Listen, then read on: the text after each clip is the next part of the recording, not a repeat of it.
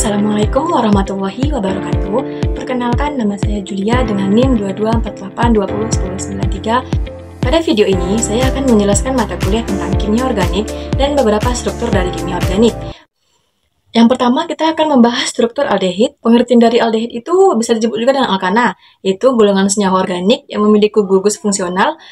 Gugus fungsionalnya ini ada karbonil yang terikat pada dua atom hidrogen di kedua sisinya, atau rantai karbon di satu sisi dan atom hidrogen yang di sisi lainnya. Tata nama aldehid ini ada tiga. Yang pertama yaitu pilih rantai karbon lurus terpanjang yang mengandung gugus dan gantikan dengan akhiran al. Yang kedua itu ada gugus CHO, itu ditandai dengan posisi 1 dan lebih diprioritaskan dibandingkan dengan gugus lain seperti OH dan C rangkap 2C. Dan yang ketiga itu ada aldehida aromatik, itu biasanya dianggap sebagai turunan benzaldehid. Benzaldehid ini sebagai senyawa aldehida aromatik yang paling sederhana. Sifat aldehid ini ada tiga.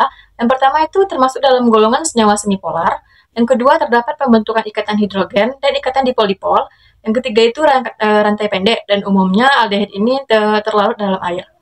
Selanjutnya itu ada klasifikasi dan kegunaan. Klasifikasi aldehid itu ada alifatik, siklik, dan aromatik. Selanjutnya itu ada kegunaan aldehid. Yang pertama itu sebagai bahan pengawet, contohnya formaldehid. Yang kedua itu sebagai bahan baku industri dan pangan, contohnya asetildehid dan vanilin. Yang ketiga itu sebagai pada industri farmasi itu contohnya sinamaldehid. Lanjut, kita masuk ke struktur yang kedua, itu ada keton. Keton atau alkanon ini adalah golongan senyawa organik yang memiliki gugus fungsional karbonil yang terikat pada dua rantai karbon.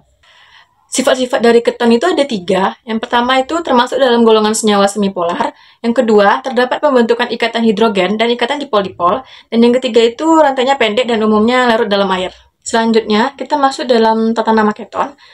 Yang pertama itu tentukan rantai karbon terpanjang yang mengandung gugus keton. Nomor itu dari ujung dengan gugus keton memiliki nomor yang lebih kecil. Namai rantai terpanjang berdasarkan nama alkilnya dengan akhiran on. Susun nama gugus, terus gugus yang ada secara alfabet. Keton juga memiliki kegunaan pastinya. Kegunaan keton di sini saya akan menjelaskan dua. Yang pertama itu sebagai pelarut dan bahan baku industri. Itu contohnya aseton dan metilkenon. Dan kedua itu pada industri farmasi. Contohnya itu nabumeton dan metadon. Selanjutnya masuk ke struktur yang ketiga, itu ada karbohidrat. Karbohidrat atau sakarida ini adalah biomolekul yang terdiri dari atom karbon, hidrogen, dan oksigen. Biasanya dengan perbandingan atom hidrogen oksigen ini berbanding 2:1. Sifat-sifat yang dimiliki oleh karbohidrat ini mempunyai rasa manis, larut dalam air, bersifat gula pereduksi, bersifat optis aktif, bentuk siklik, dan rumus umum karbohidrat itu ada CmH2ON. Klasifikasi dari karbohidrat ini ada monosakarida, oligosakarida, polisakarida, aldosa, dan ketosa. Selanjutnya itu ada kegunaan karbohidrat, itu sebagai industri farmasi, sebagai dektrosa, bahan pangan, pertanian, dan di bagian kesehatan. Lanjut ke struktur selanjutnya, itu ada asam karboksilat.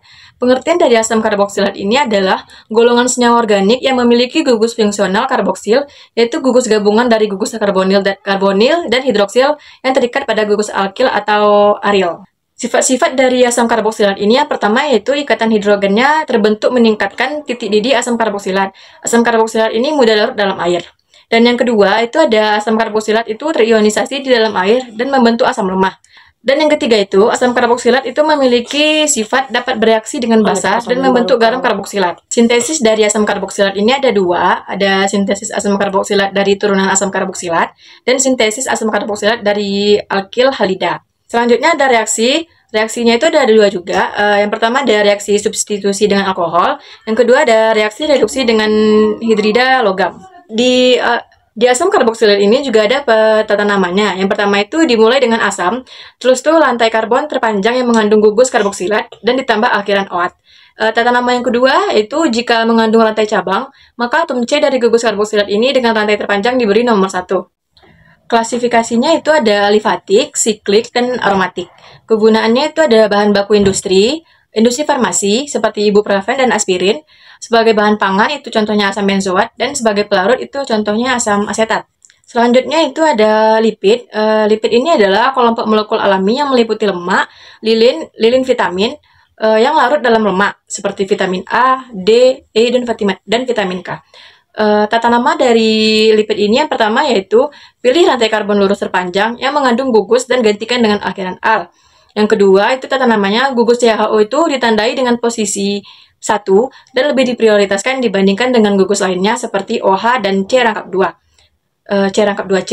Dan yang ketiga itu ada aldehida aromatik, biasanya dianggap sebagai turunan benzaldehid sebagai senyawa aldehida aromatik yang paling sederhana. Baik, itu tadi yang dapat saya jelaskan. Lebih dan kurangnya saya mohon maaf. Saya akhiri. Wassalamualaikum warahmatullahi wabarakatuh.